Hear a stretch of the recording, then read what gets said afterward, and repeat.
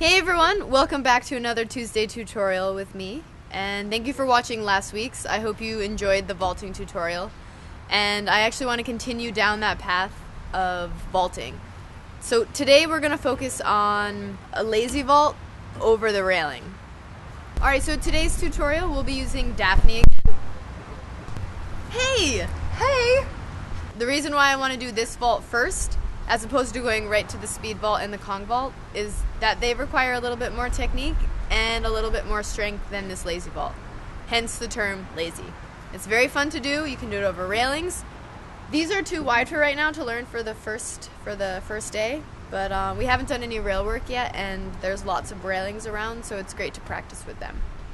So first off, we'll start with Daphne's dominant side, because that tends to be easier. So, what's your dominant side? Left side. Your left side. Okay. For most people, it's actually their right. So what I'm gonna have Daphne do is she's just gonna come up to the railing, and she's gonna just put her left hand right here. Okay. You can just come here. Okay.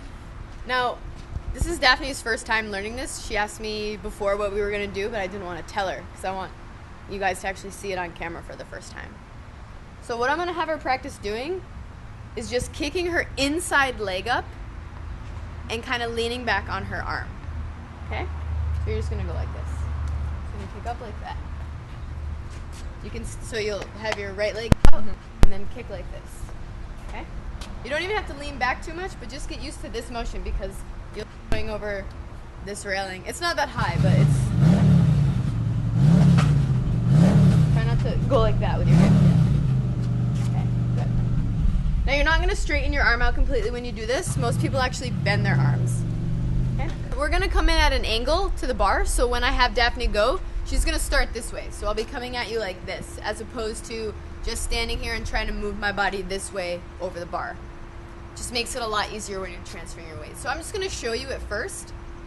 So I'm right hand dominant, but you should always practice on your opposite side. So I'm going to have my hand out. I'm going to kick my inside leg up, not too much. Just enough so that I can lean back with my weight on my left arm. And then I'm going to kick my right leg over while placing my right hand behind myself, but in front of my left hand.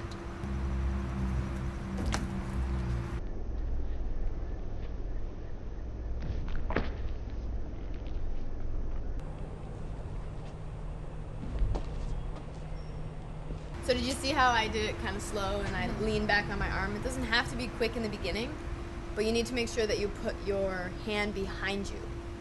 Because people make the mistake of kicking up and then trying to do that. They do this, and then you're here and you're not going to be able to put anything behind you. So you have to be able to kick and then put this down kind of last minute. Because your second hand is the one that's going to propel you where you go.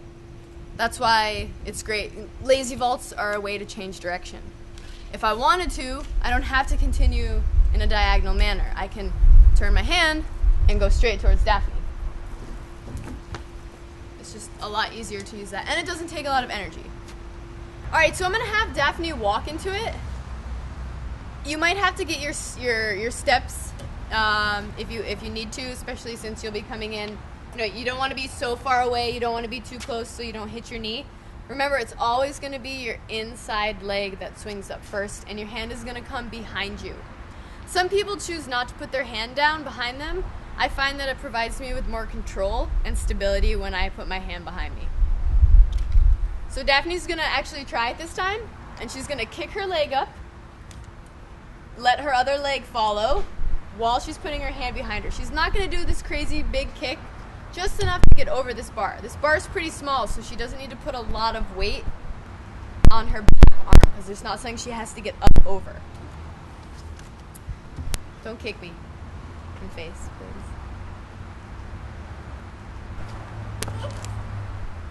Okay. Daphne's really tall, so she can actually rely on putting her foot down before she puts her second hand. So I'm going to make her keep her feet up a little bit longer. Okay. Yeah. It's okay. Don't think so much about it. Yeah. Okay.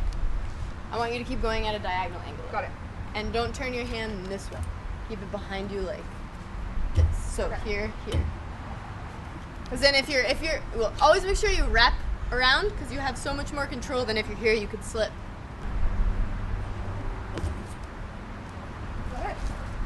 Was she diagonal? No. You gotta go this way. Come towards me. Okay. Come here. There you go. Nice. Yeah, let's try again. Okay. Don't go, go as fast as you feel comfortable. And I kind of tuck my knees. Some people do like this crazy kicking stuff. It's all preference. Once you get the move down, you can straddle if you want. Okay.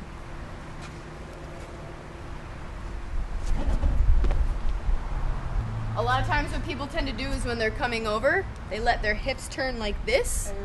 So then, I don't know, it makes you tip. If you have your stomach facing more towards the ceiling, like that, you're gonna have a lot more control, like your stomach muscles are engaged. So maybe try to think about like belly button towards the ceiling. I'm just kidding. There you go. I know you're super tall, so. Where's my tall pole? Should we turn it this way? No.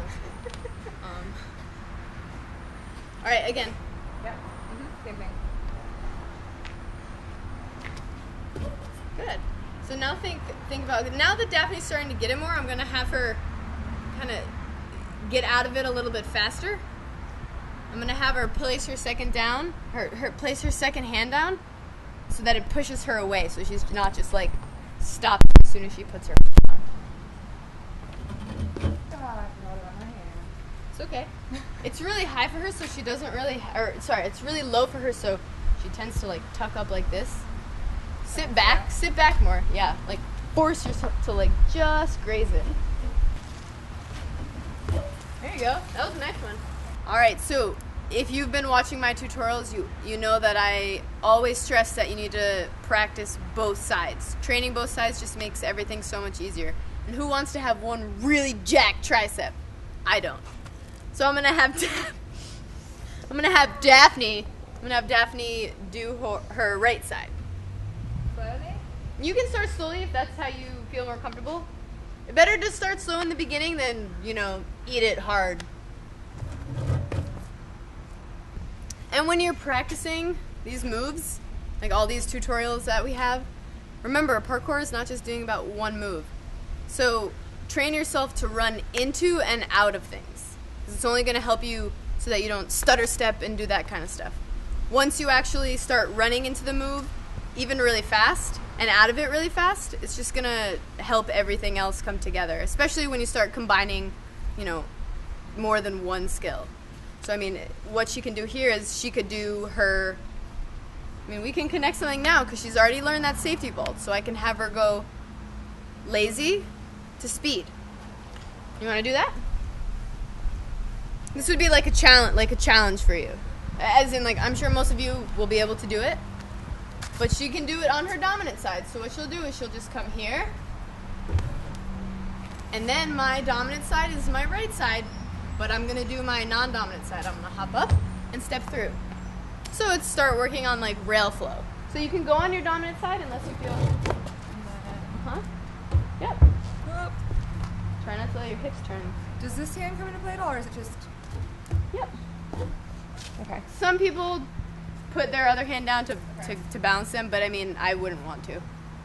Alright, so I'm going to have Daphne do that same thing again where she does the lazy vault to the safety vault, but I'm going to have her not move her hand.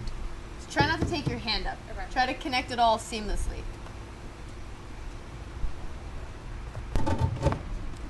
There you go. Nice. Okay, now I'm going to have her do it one more time because I told her to run into things and run out of things.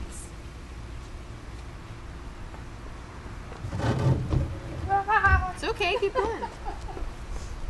Good. There's a great thing called faking. The Russians do it really well. They just roll everywhere. So as long as you just keep moving and you don't make the noise of ah, then I'll never know if you actually messed up. Again! Do it now. Nice. That was really, really good. Hey, high five. Nice. Yeah. Now over nails. We will do it over fire barefoot. No. I want to thank Daphne for being an awesome pupil.